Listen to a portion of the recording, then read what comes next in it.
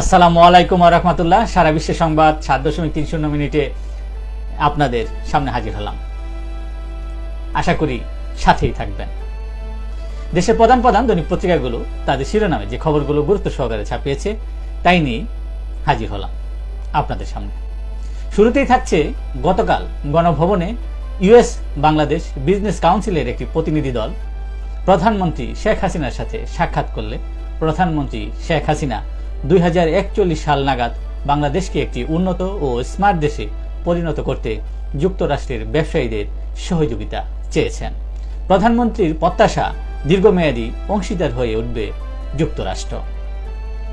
রিমালের তাণ্ডবে 14 জনের মৃত্যু, বিমান শিডিউল লন্ডভন্ড, বন্ধ ছিল মেট্রো রেল টানেল, দীর্ঘ সময় ধরে জ্বরে ক্ষতিগ্রস্ত 19 জেলা, জলোচ্ছ্বাসে তলিয়েছে গ্রামের পর গ্রাম, ভেসে গেছে হাজার হাজার বিঘা মাছের ঘের।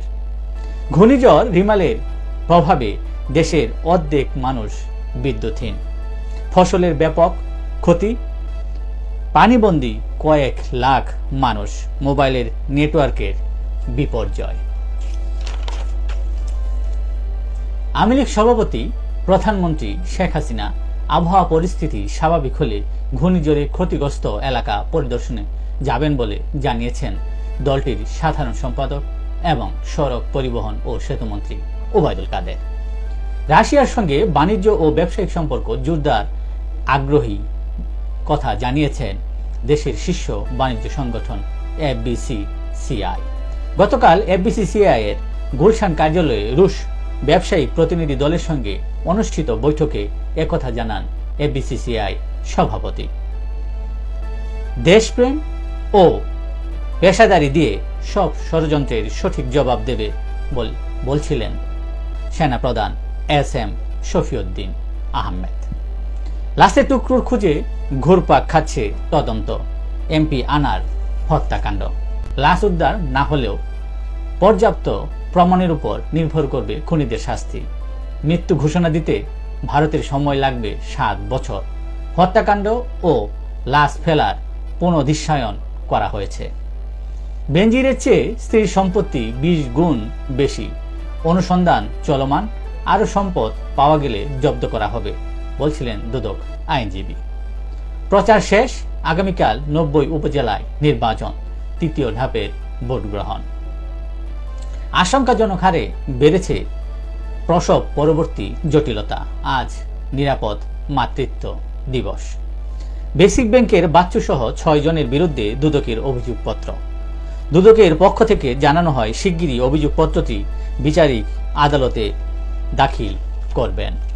দেশের প্রধান দৈনিক পত্রিকাগুলো তাদের আন্তর্জাতিক খবরে যে সকল খবর গুরুত্ব সহকারে ছাপিয়েছে তার মধ্যে শুরুতেই থাকছে ইউক্রেনকে $123 কোটি অস্ত্র দেবে স্পেন।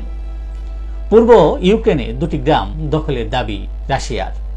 সৌদি পররাষ্ট্রমন্ত্রী ফয়সাল বিন ফারহান বলেছেন, ফিলিস্তিন রাষ্ট্র ছাড়া ইসরায়েলের অস্তিত্ব থাকতে পারে না। শরণার্থী শিবিরে ইসরায়েলের বর্বর হামলা, নারী ও শিশুসহ নিহত 40। বিশ্ব নেতাদের নিন্দা, বিভিন্ন দেশ এই নিয়ে নিন্দা প্রকাশ করেছে। চীন, জাপান, দক্ষিণ কোরিয়ার দ্বিপক্ষীয় বৈঠক, বাণিজ্য ও নিরাপত্তা নিয়ে সমঝোতা। আরব নেতাদের চীন সফর শুরু। চীন ঐতিহ্যগতভাবেই ফিলিস্তিনিদের প্রতি সহানুভূতিশীল। ইসরায়েল যুদ্ধ অপরাধ করেছে এ সংক্রান্ত অভিযোগপত্রটি দায় করেছে বিশ্বব্যাপী সাংবাদিকদের অধিকারের বিষয়ে সোচ্চার রিপোর্টার্স উইদাউট বর্ডার্স RSF। এই ছিল দেশের প্রধান দৈনিক পত্রিকার শিরোনামে উঠে আসা শীর্ষ সংবাদ, যা নিয়ে এতক্ষণ আপনাদের মাঝে উপস্থিত ছিলাম। আশা করি আপনাদের ভালোই লেগেছে। সার্বিক খবরের বিবেচনায় যদি আপনাদের কোনো অভিমত, অভিব্যক্তি, সমালোচনা কিংবা কোনো পরামর্শ থেকে থাকে তাহলে অবশ্যই কমেন্টসে জানাবেন।